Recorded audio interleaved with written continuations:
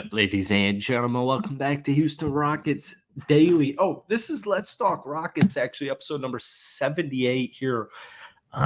We're going a little early here. The Houston Rockets are currently down 108 to 103 in the fourth quarter. There is currently 6 seconds left. I'm assuming the Rockets are going to lose this game. And the Rockets should not have lost this game in any way, shape, or form. But welcome back to Houston Rockets Daily.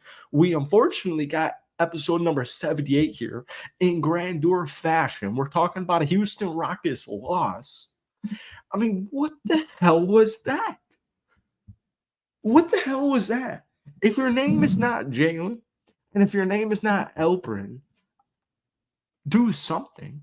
Maybe Amin. I'll give Amin that. If your name's Elfrid, Jalen, or Amin, I'll give it to you. But if not, what the fuck are you doing? We got a couple of chatters here. But real quick, Pedro and Manuel, guys, as always, this is available on Spotify and Apple Podcasts. The link is in the description. It's called Let's Talk Rockets with Jackson Ostro. And go check that out. Give it a 5-star rating. If you can throw me something, give that to me.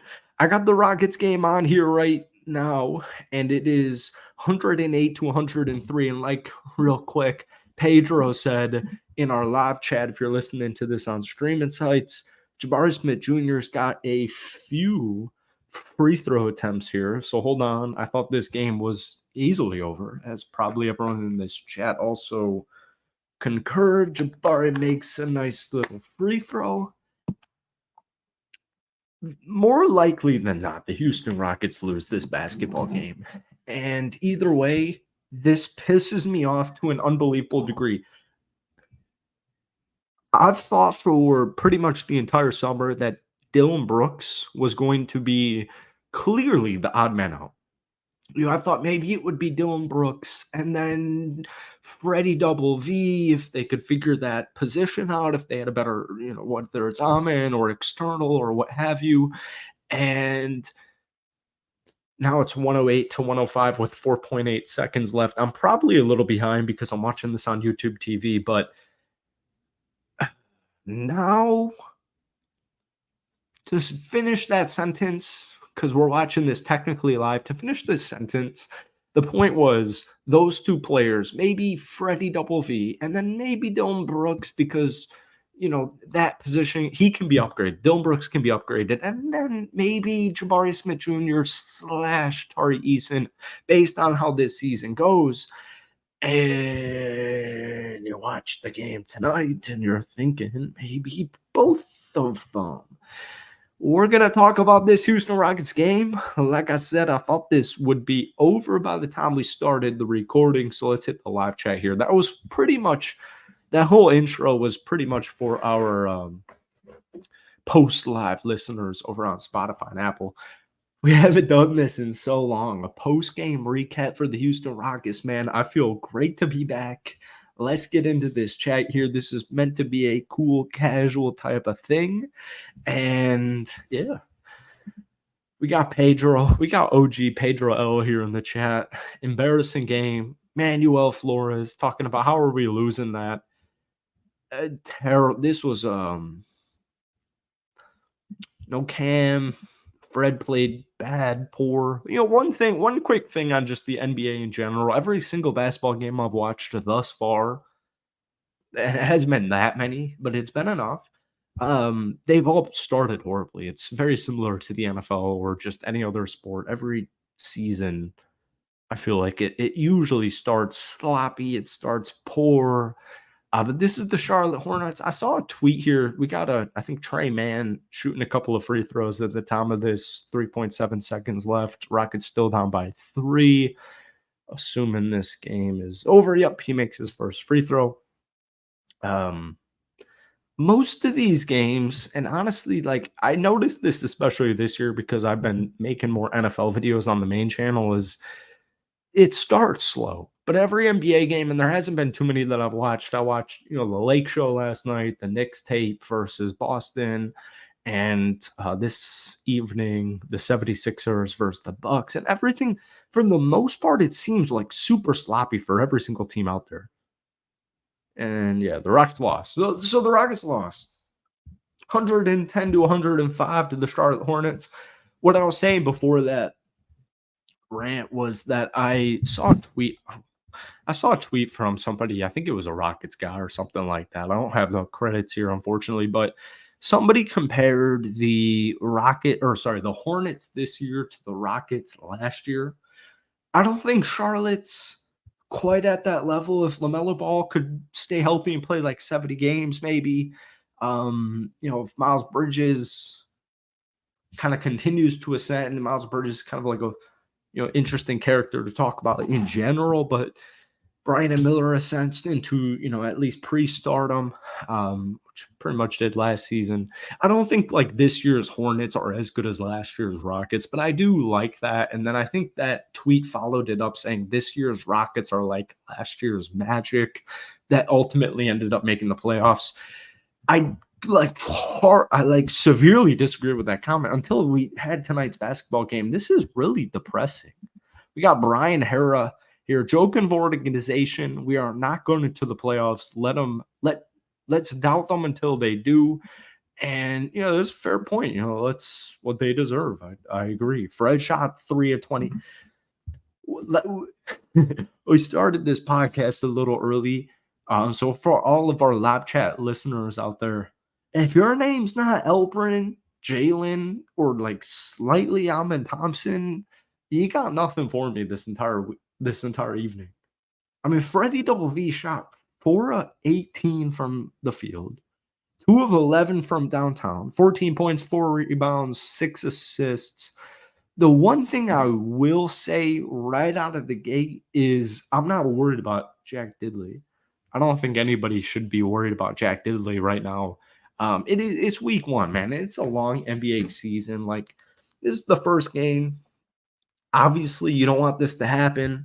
You don't like the way it happened because it was dog crap. But it is what it is, man. Unfortunately, it does pose up questions like I'm trying to put this basketball game. I like having noise on in the background. Jabari Smith Jr. is a really interesting player to me because when he came out of Auburn, one of my best friends is a huge SEC supporter. He likes the Florida Gators. And so I feel like as a correlation or as an association, I should say, I would follow what he's following and listen to what he's saying, right? And he's a Gator fan. And so when Jabari Smith Jr. got drafted into the NBA, I asked him as a Florida Gator fan, what is your thoughts on Jabari Smith Jr.? And he was like, I like it a lot. I'm not trying to say you should trade Jabari Smith Jr. at all. I'm not saying Jabari Smith Jr. is the problem at all. But what I am trying to say here is if there's an odd man out, you got to look at the 2 veterans making a nice little salary payment. Freddie Double V, Rockford's finest. I got Dylan Brooks here who doesn't provide me much scoring, but like if you're not watching a live Houston Rockets game, it's hard to appreciate Dylan Brooks. Same thing with Memphis a couple of years ago. If you're not watching Dylan Brooks play live action basketball, it's hard to appreciate what he can do because it's not Oregon Dylan Brooks. It's not, first couple of years Dylan Brooks. It's not, this 15-point scorer at a consistent level. But then you have Jabari, and Jabari's a really interesting case where you have to take where he was drafted with a grain of salt, but at the same time, you have to hold him accountable to it. We have this weird era of the National Basketball Association, and I really noticed this specifically a couple of nights ago when I was drafting my fantasy basketball team, and I'm thinking, it's round 10, it's round 11, it's round 12, and not a single rookie's been selected. And I think, I drafted Zach Edey really quickly. Yeah, I've got Reed Shepard on my team, but obviously from, a fantasy perspective, I'm not expecting much out of Reed Shepherd. Alexander Sarr went really quickly. So is it more of, are we expecting our young kids to do too much too quick? Or is it just a really weird, weak basketball, insert some word that makes sense here, evaluation? You know what I mean? Like, it's just kind of weird because you're used to like first pick, second round pick, third pick, fourth pick, fifth pick. You're expected to see these kids make a huge impact. And this year, because we covered the Houston Rockets on this channel, I noticed more so, well, the Rockets are so deep. They're a really deep team. Where does Reed Shepherd necessarily fit into that equation? It's a weird era of sports in general, but especially the National Basketball Association. Let's check the chat here. Keep chatting it up. 110 to 105 loss. We'll run through it real quick. Jabari Smith Jr., 8 points, 5 rebounds, 1 assist, 2 of 7 from the field, 2 of 5 from downtown. He did have a block in there. Are we doing turnovers? Probably 0 turnovers for him. Dylan Brooks in 31 minutes had 2 points, 3 rebounds, 1 of 6 from the field, 0 of 3 from downtown. Elfrid Payton, I think, had a double-double right away in the second quarter. He had like 10 rebounds in the first in general, but Elfrid Payton, 25 points, 18 rebounds, 5 assists, 10 to 22, 2 of 3 from downtown, which was really cool, and 3 of 4 from the free throw line, 4 total steals, 2 fouls, 1 block, and a whopping 3 turnovers. Real quick on Shengun, I was tweeting about this a lot. Folks, if you hit the bio of this live stream, there are links to the podcast for this in podcast form on Spotify and Apple. And then you also have my personal Twitter account. If you guys are listening to this and you want to follow like more of a live tweet, more of, off the dome type of stuff, go check out my Twitter, which is literally called the podcast of this, which is Let's Talk Rockets. Ime Udoka benched Elfrid Payton, and I was tweeting this in live form, which was weird to do. At 25. Anyways. Ime Udoka took Elfrid Payton out in the final 4.5 minutes. Keep in mind, this is right after the basketball game. I don't have deep statistical advanced analytics down to the T for you guys. Elfrid Payton at the 4:20-ish mark, which I remember. Elfrid Payton was subbed out, and they went small ball with Jabari Smith Jr. But for the majority of that final 4 or so minutes, the Houston Rockets were either tied, it's my desk, or losing by a little bit. And so for me personally, as somebody who came and watched this game a little bit late, because fucking dude, I like how fast basketball is, but at the same time it goes kind of fucking slow because there's 82 games in a regular season. Elfrid Payton once again finished this evening 25, 18, and 5.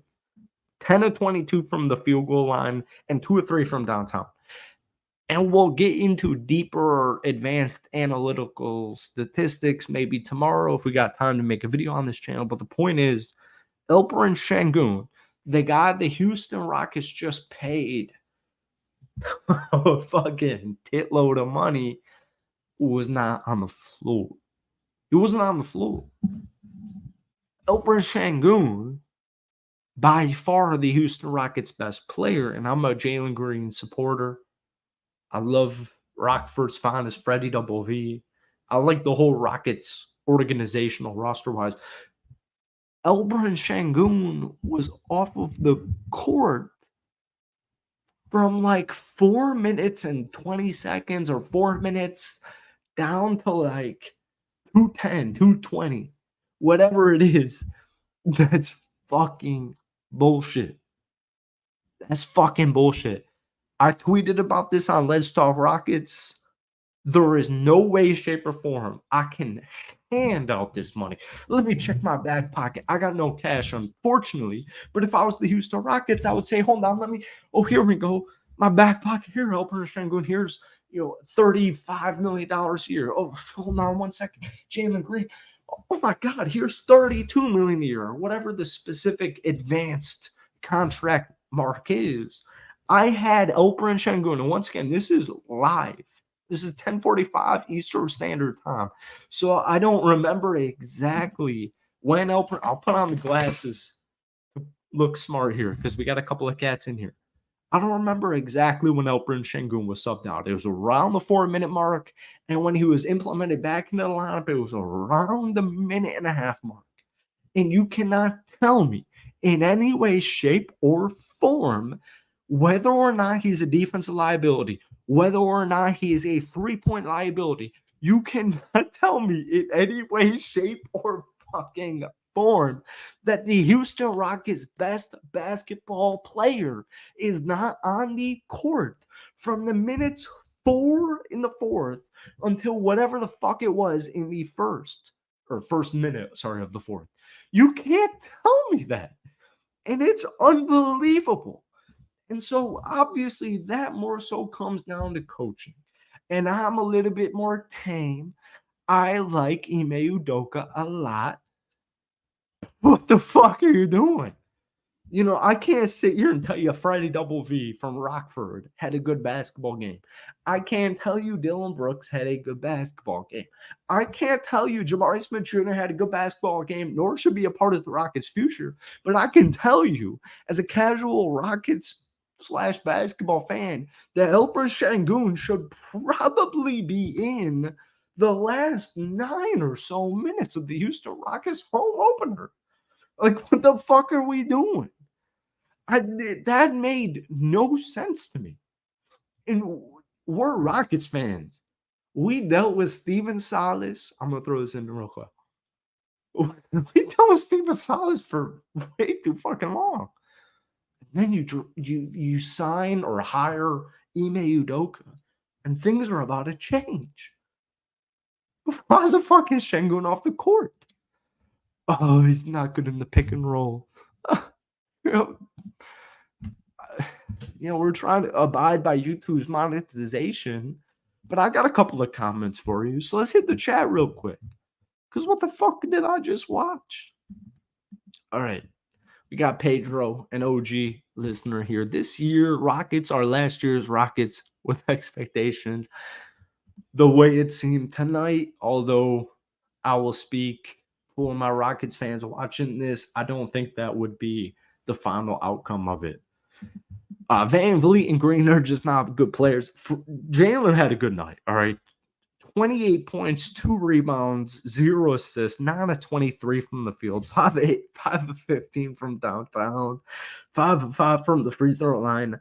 I know those stats don't seem great, but I'm telling you, Jalen wasn't as bad as maybe that stat sheet would tell you, all right? Definitely need some more shooters. That was, kind of a given here. I'm looking at our bench right now. Tari Eason barely played, only 12. The whole bench barely played. So Tari Eason played 12 minutes, 2 points, 2 rebounds, 2 assists, 1 of 3 from the field, 0 of 1 from downtown. Jack Landale, because of Steven Adams being out, played a whopping 10 minutes, 5 points, 3 rebounds, 2 assists. He had a really nice 3-point attempt, and it went in. So he's 1 of 1 from downtown. Reed Shepherd, we didn't see too much from Reed. 15 total minutes, 4 points, 2 rebounds, 3 assists, 2 of 5 from the field, 0 of 1 from downtown, 3 fouls, but he did have a block. What we kind of gathered from Reed Shepherd this evening here is probably not a literal day one impact, but the way I saw it was kind of like similar to Naaman Thompson impact last season, where you've got this clear-cut consensus top 5 pick. We don't know necessarily what his role is going to be, but he's still going to have some type of role on this team. And that's kind of what we saw from Reed Shepherd this evening. That's that sheet.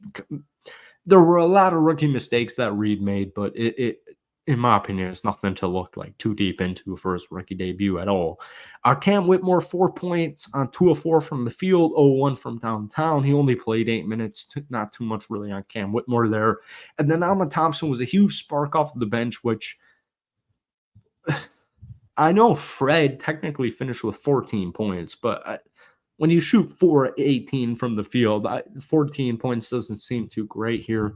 Once again, for my live viewers watching this, if your name's not Elper and Jalen or maybe Alman Thompson, you didn't really do too much offensively for this program.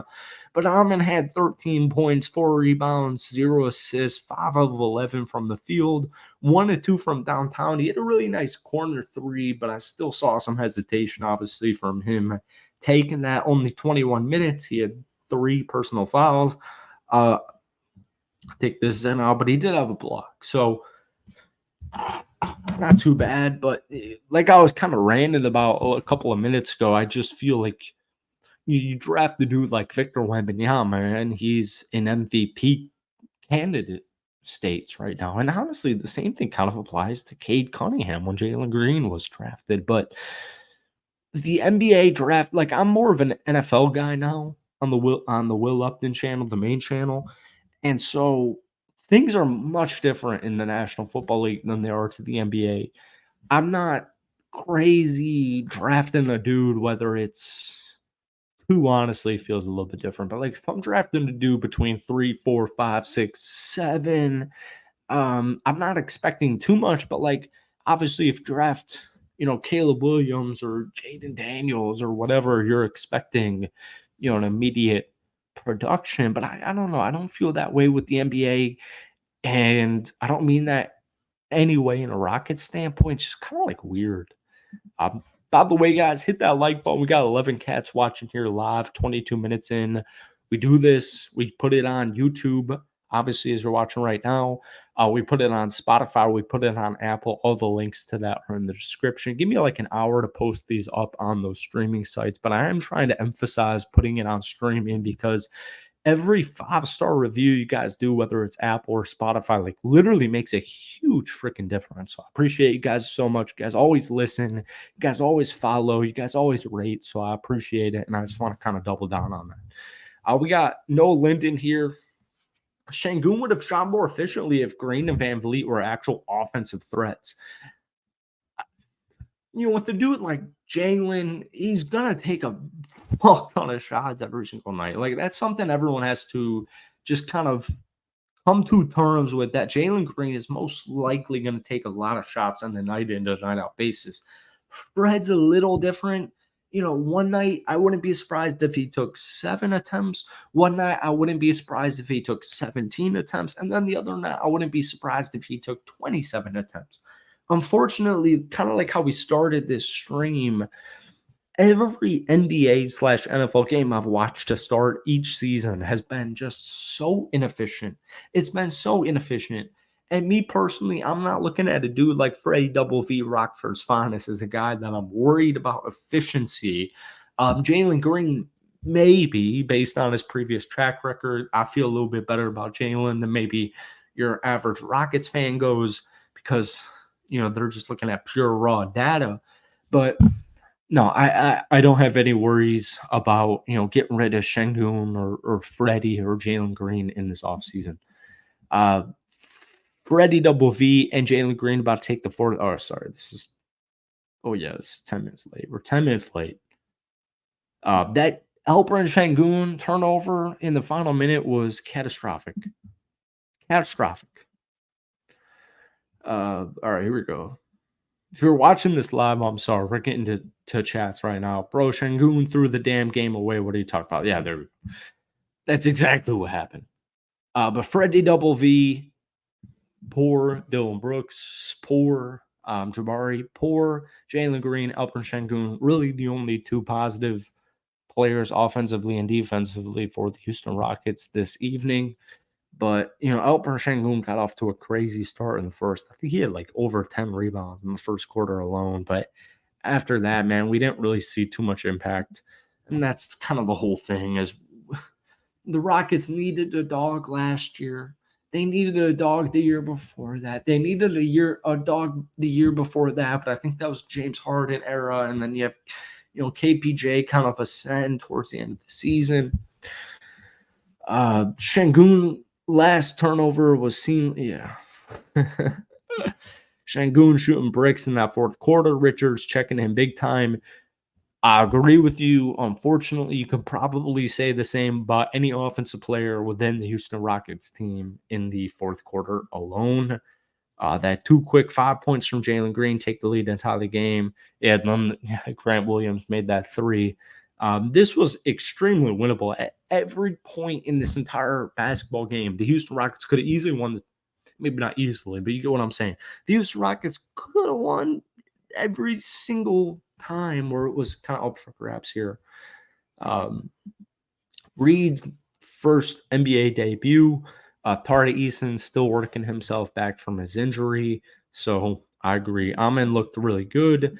Jabari's always kind of been my worry as far as, all right, now they extended Şengün and now they extended Jalen Green. So I'm thinking to myself, can Jabari be the dude next to Şengün? I think so. Will he be? Probably not. Probably not.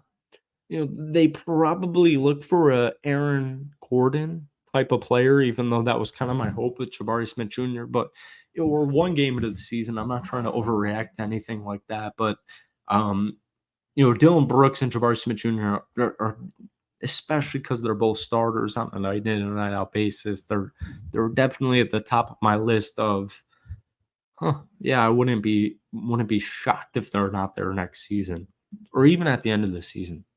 Second team is too small. Steven Adams also, by the way, guys, missed this evening's game. Something happened to them in the fourth quarter where they all just looked out of it. I think you could extend that into the third quarter in general. Should have put Cam in the end. We got from Zach Williams. Sorry, I'm not trying to dox cats here. RS3 as Gunn is our bless. Şengün, I'm going to assume, is the best player, not Green. I don't think anyone's agreeing or disagreeing with that. Fred took too many shots. And then, you also get a game with Freddie next game. I don't think it's tomorrow, right? Is it Friday? Sorry, I don't know the schedule yet. I'm just getting back into basketball here. Fred could go off for 27 in the next game with 5 or 6 from downtown. So I'm not too worried about Fred. Şengün's the best player on the team. I completely agree with that. Even if we're just like reaching, I completely agree with that. Even heading into the season, I completely agree with that. Jalen hooping.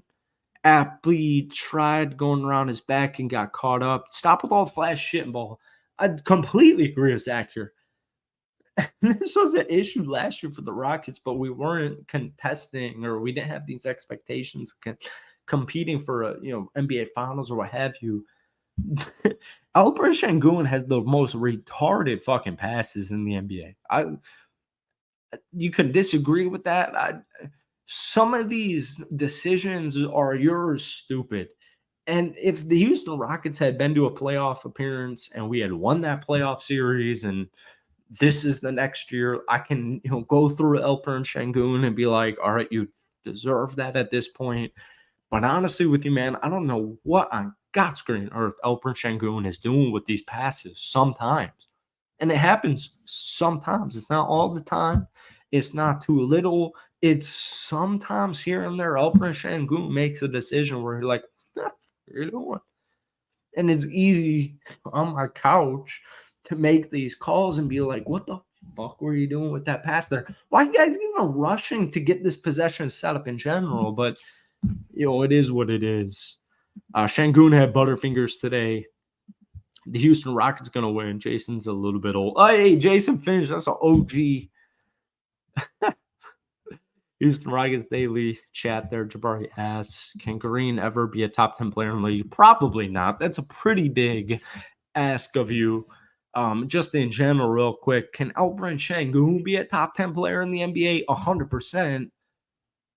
But can that last for an entire NBA season? Like, I'm not saying Şengün's got injury concerns.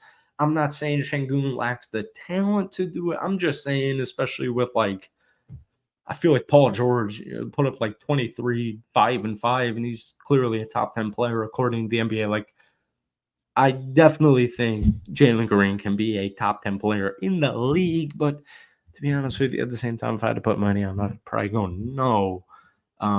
That's from a betting standpoint.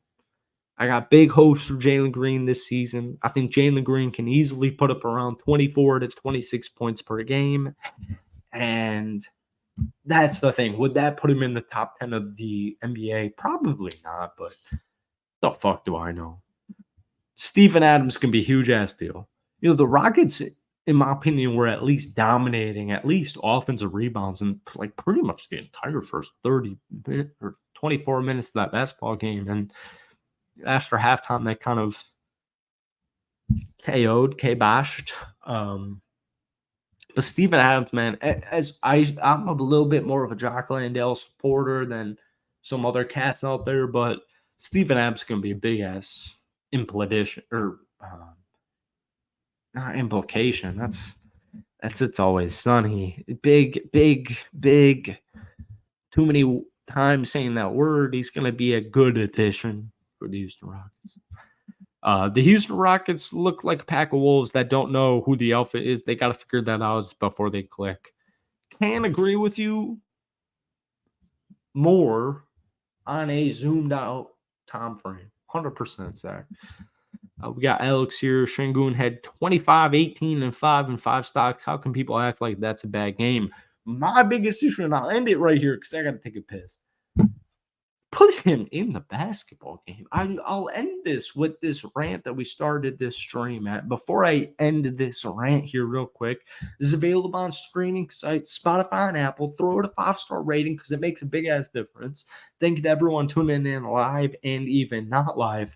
But real quick, I'll end it here because I plan on doing this pretty much after every single Rockets game, even though there's 82 of them, which can get a little bit complicated. My thoughts are, I have a clear cut, not like good with ratings and ratings, ratings, what have you. Elfrid Şengün, like, all right, let's. I'm taking this off, man. It's hot. Elfrid Şengün is a top 20 fantasy basketball player, right? Elfrid Şengün, with 4 minutes left in a basketball game, you could be down 1 point, you could be winning, you could be tied, you could be down 2 points, you could be down 3 points, 4 points, 5 points, 6 points, 7 points, 8 points, 9 points, 10 points, 11, 12, 13, 14, 15, 16, 17, 18, 19, 20. I'd go 20 plus. You can be down or up 20 plus points. And if Elfrid Şengün is on my bench in the last 4 minutes of that basketball game, I'm going to have a couple of questions on why. That's it. That's all my thoughts. Thank you for watching live, post live, streaming sites. The link's in the description, or type in Let's Talk Rockets on Twitter if you want to. Might as well follow me on Twitter, Let's Talk Rockets. Or click my personal Twitter link down below in the description. This feels super shitty putting all these promos in here. Or you can type in Let's Talk Rockets with Jackson Ostro on Apple or Spotify. Thank you for watching. We'll see you tomorrow with a less dramatic recap. Thank you all for watching. Peace.